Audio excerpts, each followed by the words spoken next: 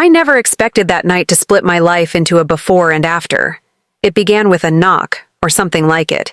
Not the kind you hear from a neighbor needing sugar. It was sharp, irregular, like fingers trembling against metal. I hesitated. I wasn't expecting anyone. And out here, 10 miles from the nearest human, people didn't just drop by. I unlatched the magnetic seal on the door. The moment I opened it, my breath froze. There, slumped against the frame, was a figure that looked half drenched in starlight and half drenched in blood. Her skin shimmered with a silver hue, fractured, with deep crimson streaks, not costume paint, not human, real, alive, barely. "Please," she rasped, her voice breaking like static through a storm. "Hide me." I didn't ask questions. Not then. Something in her eyes, violet with a metallic glow, held me. I reached out, catching her before she collapsed entirely. Her body was warm, but not in the human way. It pulsed like an engine, cooling down. I carried her inside, laying her gently on the cot by the fireplace. The room filled with the faint scent of burning ozone and metal dust. She coughed, her body twitching with pain. "They're tracking me," she murmured. "But this place is off-grid, yes?" I nodded slowly. "Who are you?" "Surindra," she whispered, her eyelids fluttering shut. "I chose your door." I didn't sleep that night. I kept watch, the plasma rifle on my lap, humming softly. Outside, the wind howled through the canyons, but something deeper moved in it. I couldn't shake the sense that I'd just invited a cosmic war into my cabin. Morning came gray and cold. She was still asleep, her chest rising in steady rhythm. I brewed synth coffee and stared out the window, thinking. I hadn't been anyone special. Just Malric, former tech salvage engineer, retired early, trying to forget a war Earth never wanted to fight. I chose solitude. Peace. But peace apparently didn't choose me. "You have clean bandages?" Her voice startled me. I turned. Surindra was sitting up, holding her side, blood seeping between her fingers. I rushed to the med kit. "You should be in a med capsule," I said. "Not many have those out here," she replied, her expression unreadable. "Besides, they'd find me. This cabin is safer than any fortress." As I cleaned and dressed her wounds, I noticed more details. Her skin had symbols etched along her arms, glowing faintly like circuitry embedded in flesh. "They're not tattoos," she said, catching my glance. "They're seals. I broke them when I escaped." "Escaped what?" "The consortium," she whispered, almost spitting the word. "They branded me a traitor. I discovered what they were doing to the starborn children, what they were harvesting from them. I tried to stop it. I failed. The silence between us thickened. My hands stilled. Why me? Why my door?" Her eyes locked on mine, and for a moment I felt something ancient pass through me, like a current, from a power source I didn't understand. "Because you don't belong to them either," she said. "Because I felt your name in the void." I didn't know what that meant, but I didn't question it. Something had cracked open inside me, the moment she fell into my arms. And though I didn't understand it yet, I knew this wasn't random. "They'll come for you," I said. "Sooner than later." "Us," she corrected. "They'll come for us now." That evening, I checked the surveillance grid. 3 drones had passed the perimeter in the last hour, silent, cloaked, scanning. Not local, not Earth-made either. "They found traces of my bleed," Surindra muttered. "They'll send the Shardwalkers next." "And what exactly are Shardwalkers?" "Genetically engineered assassins. They don't breathe, they don't sleep, and they never miss." I blinked. "That's great." She smiled faintly. "I didn't expect kindness from a human. I didn't expect an alien fugitive crashing into my porch either." Her laugh was soft, broken, but real. And in that moment, something shifted. Something binding. A gravity between us neither of us asked for but couldn't resist. "They marked me for death," she whispered. "But if I bond with you, they won't be able to track me." "Bond? Like marriage?" "Not quite." She reached out and placed her hand on my chest, right over my heartbeat. "It's deeper, permanent, and dangerous. You'll be hunted. 2. You'll share my code. You'll be—" She paused. "Mine." "And you'd be mine?" I asked, stunned. "Yes," she replied. "In all ways." The silence between us was electric. Outside, the night was coming alive with distant mechanical howls. But in here, Surendra's touch was fire and light. I made a choice right then, not with logic, but with something older than fear. I nodded. "Then do it." Her hand pulsed, symbols glowing down her arm. My chest burned, but I didn't pull away. As the mark etched itself into my skin, Surendra whispered words I couldn't understand, yet somehow did. "From this moment forward," she said, her voice a vow, "we are no longer alone." The pain wasn't like anything I'd ever felt before. It wasn't sharp or burning. It was deep, like something ancient had awakened in my bones, reaching into the marrow to carve its name alongside hers. When it was over, I collapsed against the cabin wall, gasping. My shirt clung to my skin, damp with sweat. The mark on my chest still glowed faintly, an intricate web of lines and symbols, some pulsing like veins lit by starlight. Surendra leaned over me, her hand brushing the edge of the seal. "It's done," she said softly. "You'll feel strange for a while. Your body's adjusting to the bond." "You think?" I croaked. "Feels like I swallowed a star engine." Her lips curved in the faintest smile. "That's not far off." I couldn't tell if she was joking. I didn't ask. Outside, I heard the sound again, metal dragging against stone, low and distant. I pushed myself up. "They're coming." "Not yet," she replied, eyes narrowing as she tuned into something I couldn't sense. "But they're close." I looked at the cabin, the reinforced walls, the hidden power cells, the buried signal jammers. It had kept me hidden for 3 years. It wouldn't hold off assassins bred to cut through neutron walls. "We need to move," I said. "There's a transport bunker 4 miles east. It's buried, off-grid, solar-powered. I've got a crawler docked there. It still works, mostly." "You trust me that quickly?" she asked, standing slowly, wrapping a blanket around her shoulders like a shroud. "You did mark me for life, remember?" I smirked, even as tension coiled in my gut. "Besides, my gut hasn't failed me yet. Humans always say that. We have nothing else to go on." We packed fast. I grabbed rations, the med kit, a pulse pistol, and my AI drone Crix, a small, crab-like bot that had a habit of judging me silently with its lens. Surendra moved slowly, but with practiced efficiency. Her injuries still slowed her down, but I could see it. Beneath the blood and bruises, she was built for something else. For war. For survival. Or maybe both. As we stepped into the biting wind, she looked up at the pale sky. "This world feels honest," she said.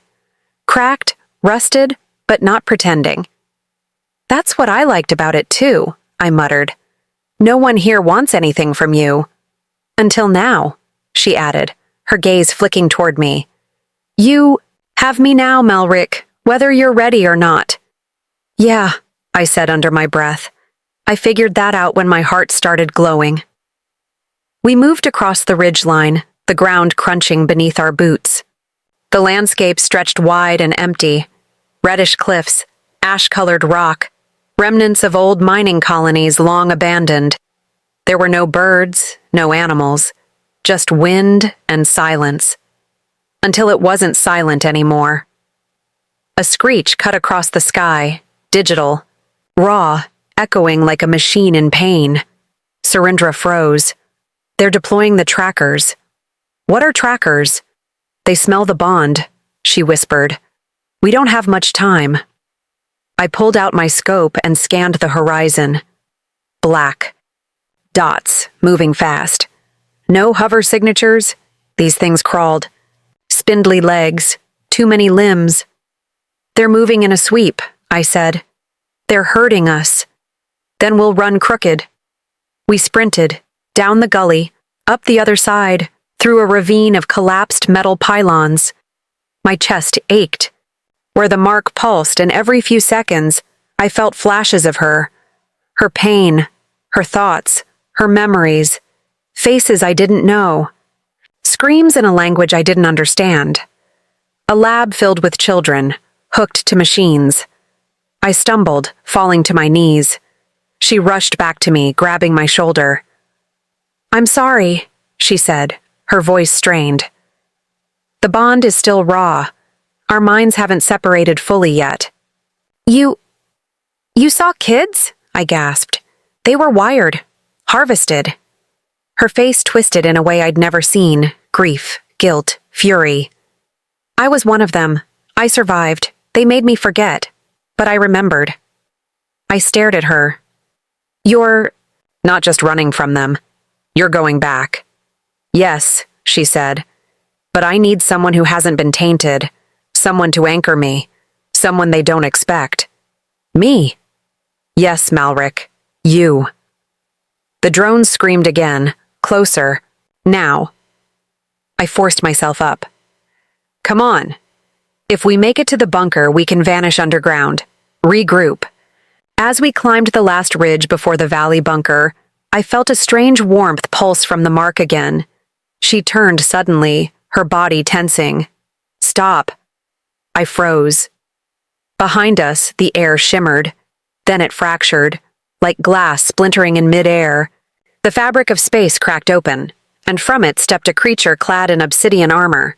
8 feet tall, no eyes, a blade for a hand. Shardwalker, she whispered. Just one, I muttered. That's manageable? No, she said, already drawing her plasma filament. One is for execution. If they sent only one, they think we're already dead. I lifted my rifle. Then let's prove them. Wrong. The Shardwalker moved like lightning through black water. It didn't breathe. It didn't hesitate. It just came. And as I fired the first blast, and Surindra screamed a war cry that echoed like thunder, I knew. My life was no longer mine. I belonged to something far bigger, far darker, far more dangerous than anything Earth ever told me. I ducked as the Shardwalker's blade hissed past my head, carving clean through the metal beam behind me like it was smoke. Surindra didn't flinch. She twisted midair and brought her plasma filament down in a wide arc, slicing into the assassin's shoulder with a crackling burst. The creature barely reacted. Its body adapted, the metal knitting itself back together with an audible click. They heal, I shouted, rolling to the side and unloading 3 plasma bursts into its torso. The impact staggered it, but didn't drop it. Not if you hit the core, she called back. It's beneath the chest plate, left side. Right, of course, I muttered. Next time, maybe lead with that. The thing moved again. Blinding speed, all jagged limbs and unnatural grace. I was done playing cautious. I slung the rifle to my back, drew the concussion blade from my belt, and charged. My strike landed just as Surindra flipped over its back and stabbed her filament into the soft tissue behind its neck. The creature spasmed, metal shrieking against metal. I shoved my blade deep into the left side of its chest, where she had pointed. The blade lodged, then detonated.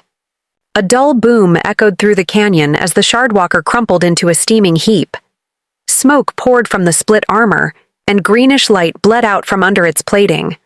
Surindra landed beside me, panting. Her side bled again. You good? I asked, keeping my eyes on the corpse. It won't rise again, she said, steadying herself against the wall. We hit the core directly. Lucky us, I muttered. How many more? Too many. That was only the harbinger. If the others know we survived, they'll bring the fused. Fused? Shardwalkers upgraded with quantum minds. They think independently, and they don't just hunt, they adapt. I stared at her. You really know how to cheer a guy up. We didn't wait around. The bunker was a few hundred meters downhill, nestled beneath rust-colored stone. I keyed the access pad, and the old steel hatch creaked open with a hydraulic sigh. Inside, the air was stale but breathable. Dim emergency lights flickered on as we stepped into the narrow corridor.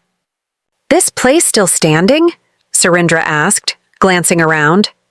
Barely, I replied. Built it after I left the core. Figured if the world went to hell, I'd need a place to vanish. And now, I've brought hell to your doorstep. You didn't bring it, I said, locking the hatch behind us. You are it. She smiled faintly. Fair enough. The crawler sat dormant in the hangar, a six-wheeled tank of a transport, armored, slow, reliable. I flipped the ignition. It sputtered, then roared to life. Lights flickered across the dashboard, still working, still angry.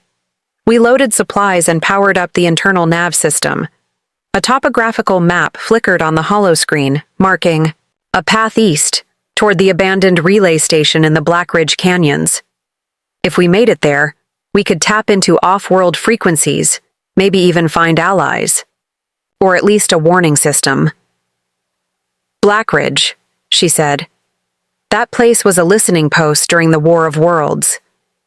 Still is, if the power grid hasn't rusted through. She paused. That's where I was born. Near the old Cradle Labs. Cradle Labs? Artificial womb facilities.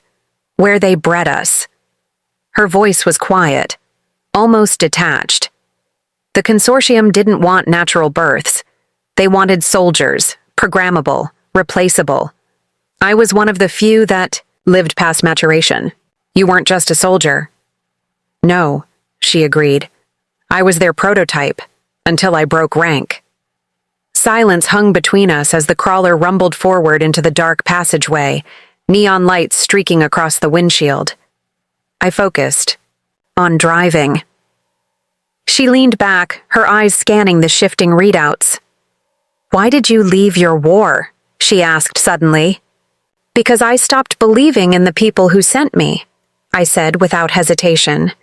Too many promises. Too little truth. I watched good men die for bad reasons. Then you understand why I ran. More than you think. And yet you still took me in. I glanced at her. You knocked on my door bleeding to death. I'm not heartless. You're more than that. You're tethered now. To me. Our fates are aligned. Sounds dramatic when you say it. It is, she said softly. And it will only get worse. We drove in silence for several minutes. The crawler's engines hummed steady. Outside, the landscape grew jagged, winds kicking up ash and dust. Then a sound pierced the static, a low, rhythmic thumping. Aircraft, I said. Consortium? Too slow for that. She adjusted the sensors. Wait, it's not a ship, it's biological. What? It's a hunter beast. Bioengineered. They must have unleashed a beacon golem. I don't like the sound of anything called a golem. You shouldn't, she said. If it finds us, it won't stop until we're absorbed into its shell. Absorbed? It doesn't kill. It converts. I tightened my grip on the controls. Then we better outrun it. She turned her gaze to the shadows ahead. Or outsmart it. The crawler's suspension groaned beneath us as we cut through the canyon floor. Dust curled in the air like smoke trails, and behind us, the sun began its slow descent into blood-orange haze. I hadn't said anything for a while. My hands were tight on the controls, eyes scanning the jagged ridges around us. Surindra watched me from the passenger seat, her fingers brushing the edge of the console. But her mind was far elsewhere. I felt her emotions flicker through the bond. Restless, uncertain, alert. Finally, I broke the silence. You said bonding. With me would protect you, but from who exactly? From the Seers, she said softly. They're the architects of the consortium's hierarchy. They don't operate on planets. They live in deep orbit, tethered to old machines that see through time and biosignatures. I can't mask myself from them anymore. But when I marked you, I rerouted my signature through yours. So, I'm a living firewall. Yes, but more than that, you're now part of a system they don't understand. Human systems don't obey their logic. They'll figure it out. Eventually. But by then, I'll be somewhere they can't reach. She turned to me, eyes glowing faintly under her hood. With you. I didn't respond. I wasn't sure what to say. I'd spent years trying to erase my past, and now I'd become a target for something older and more ruthless than anything I'd ever fought. But something about her, about this, made me lean in instead of run. What exactly is at Blackridge? I asked. Answers, she replied. And maybe others like me. Other runaways? Other survivors. Not everyone who bore the seal died. Some escaped, scattered through the fringe colonies. If the relay is intact, I can trigger a frequency only they would hear. I nodded slowly. And then what? We rebuild, she said. We start a new order, one that doesn't drain life to power its empire. The sky darkened to indigo. The crawler's lights flicked on automatically, casting white beams through the dust. I spotted the spires of the Blackridge relay on the horizon, twisted towers like bones stabbed into the earth. But something else caught my eye. Movement, a shimmer in the distance. Surindra, I said, pointing. She squinted, adjusted the dashboard lens, and hissed through her teeth. Consortium scouts, at least 2 hover units. Do they see? Not yet, but they will. This terrain's too flat. They'll pick up heat signatures. I slowed the crawler and swerved off the main ridge path into a broken ravine carved from old floodwater. The crawler jolted and dipped, but we gained some cover. We need to cloak, I said. This crawler isn't built for stealth. I can help with that, she said. She pressed her palm to the console and closed her eyes. Her skin pulsed, energy bleeding into the metal. The lights flickered. The dashboard dimmed. Then, silence. The hum of the engine cut. What did you do? Shifted us slightly, she said. We're vibrating between pulses now. Still here, but not detectable. How long will that last? Not long, but long enough to get under their scan field. We waited, breath held. The hover units passed overhead a moment later, sweeping blue searchlights across the ravine, but never slowing. I watched them disappear into the horizon. My grip on the controls relaxed. That trick could come in handy. It drains me, she said quietly. I can't do it too often. Noted. We approached the relay ruins just as night fully fell. The towers stood broken, but not dead. I saw faint flickers, hints of dormant systems still alive beneath. The metal skin. I parked behind a collapsed wall and killed the lights. We moved on foot from there. Inside the relay station, the walls were covered in rusted panels, peeling paint and old tech. But beneath the decay, I saw the Vorex signature etched into the surfaces, lines that reminded me of her marks. This was a hybrid relay, she said, running her fingers across the wall. Part human-made, part Vorex tech buried underneath. Why would the consortium build on top of this? Because they don't know what lies beneath, she whispered. But I do. She knelt near a terminal, pulled a thin spike from her coat, and slid it into a hidden port. The screen flickered, then flared to life. An ancient bootloader scrolled text in a language I couldn't read. Surindra's eyes moved rapidly, tracking symbols. Give me 1 minute, she said. Just one. I can send the signal.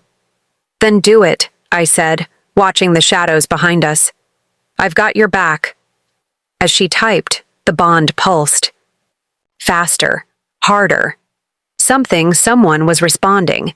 And far above, in the darkness beyond our world, something had just woken up. The signal surged out of the relay tower like a beacon, ancient, coded, unstoppable. I didn't see it, but I felt it.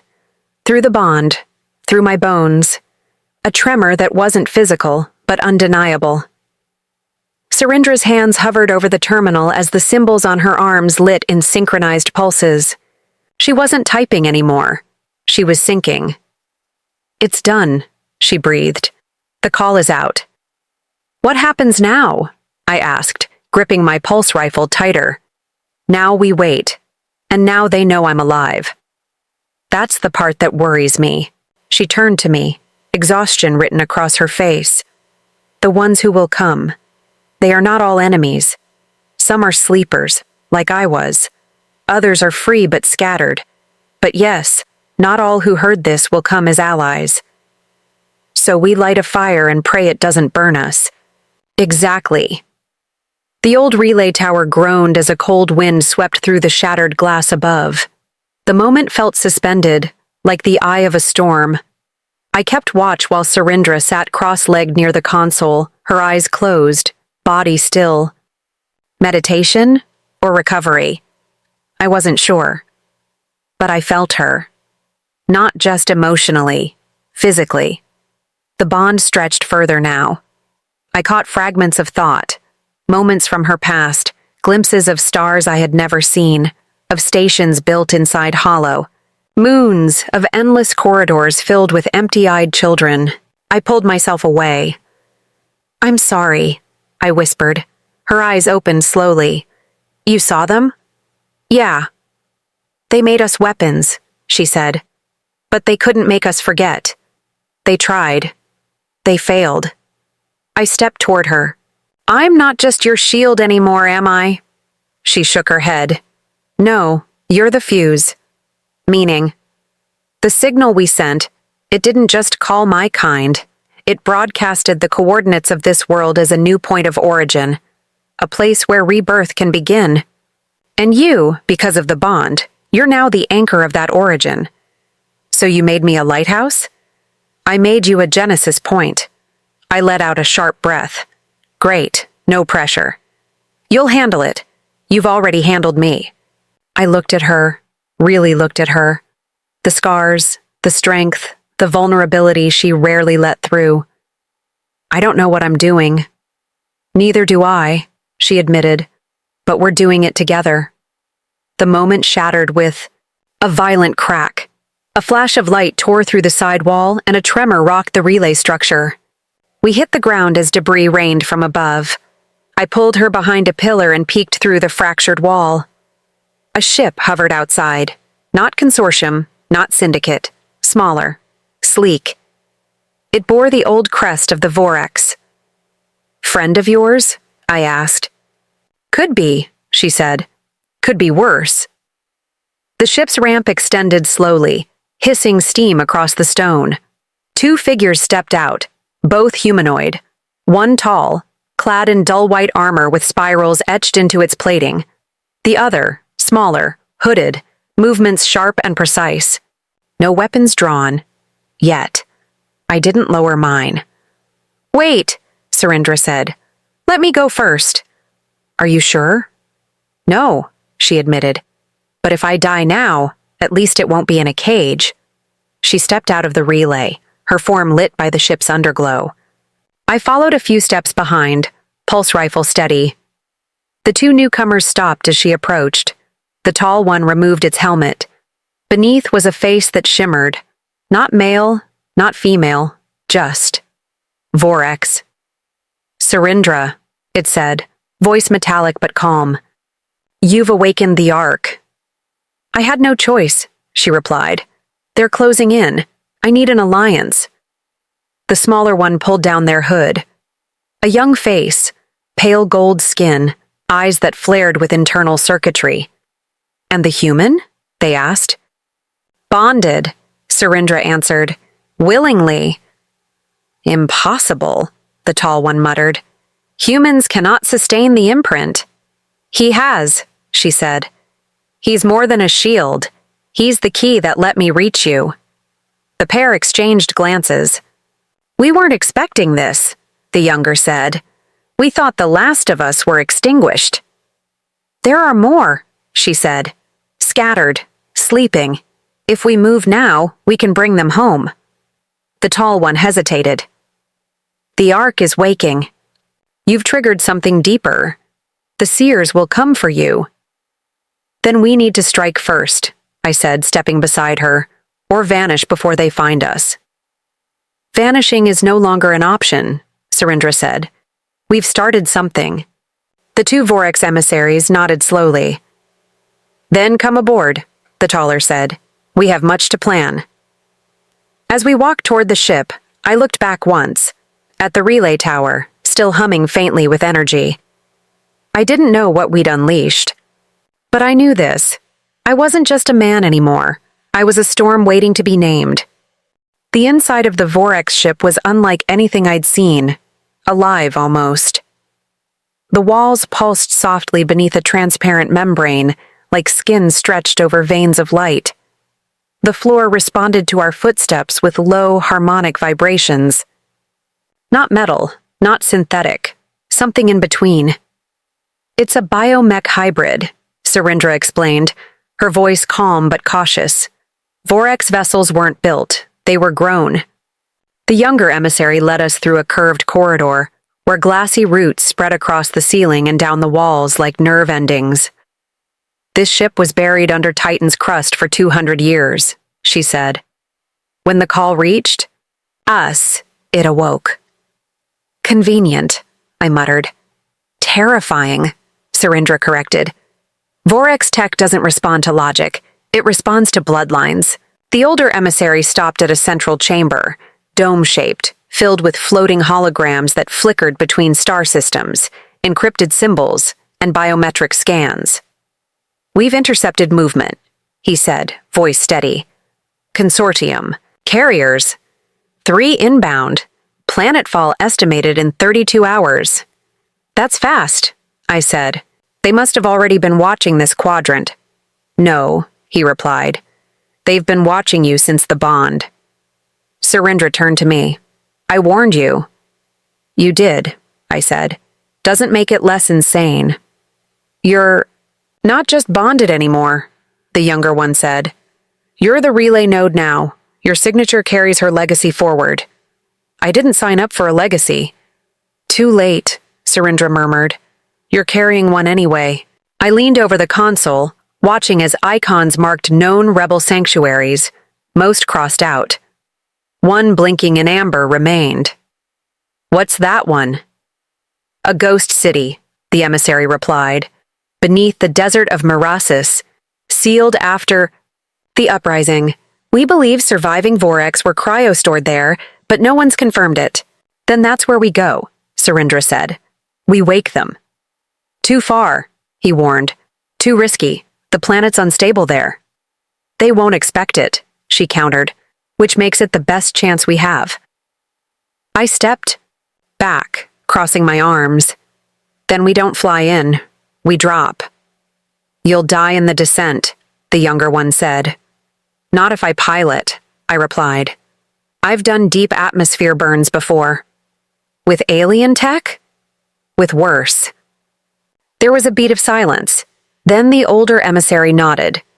If you're willing, we'll prepare the chamber. Wait, I said. There's something else. I pulled the drive chip from my jacket, the one I found embedded in the relay terminal before we left. This activated when Surindra sent the signal. I don't know what's on it. The older one took it, slid it into a membrane slot, and the holograms changed. A stream of code decrypted in real time. Coordinates, schematics, and a message. A human face flickered onto the screen, grainy, weathered, scarred. My name is Commander Oren Malik, the recording said. If you're seeing this, then the Vorex line survived, and you're in more danger than you know. I froze. He's He was my commanding officer, declared dead 6 years ago. Looks like he had secrets, Surindra whispered. He was deep black. Never told us who he worked for. Now I wonder if he knew about the Vorex all along. The message continued. The seers aren't the architects. They're the wardens. Something older lies beneath the Vorex. Something they're afraid of. If you awaken the buried cities, you risk unleashing the core mind. And if it wakes, it doesn't serve. It consumes. The hologram faded. Silence wrapped the room like a cloak. What's the core mind? I asked. A myth, the older emissary replied. An artificial overconsciousness said to be locked within the Ark ships. Some say it created the Vorex. Others believe it devoured them. And this city we're flying to? Might be sitting right on top of it, Surindra said. I looked at her. You still want to go? Yes, she said, voice steel. Because if it's real, we need to find it before they do. And if it's not? Then we wake our people and build something new. I nodded. Then prep the ship. We descend at first light. We were led to a resting chamber where the walls folded into soft, cocoon-like beds. I laid back, staring at the soft pulse of light above me. Surindra sat beside me, her silhouette outlined by the glow. You regret this? She asked. Ask me when it's over. That might not come for a long time. Then stay close. Until it does. She reached over, her fingers brushing my hand. I will. As the ship tilted into orbit alignment and the engines hummed beneath us, I realized the bond between us wasn't just a tactical asset. It was something elemental. It was rewiring my fate. And hers. Tomorrow, we'd drop into an ancient grave, to awaken a forgotten people, or a sleeping god. Either way, we wouldn't be the same when we emerged.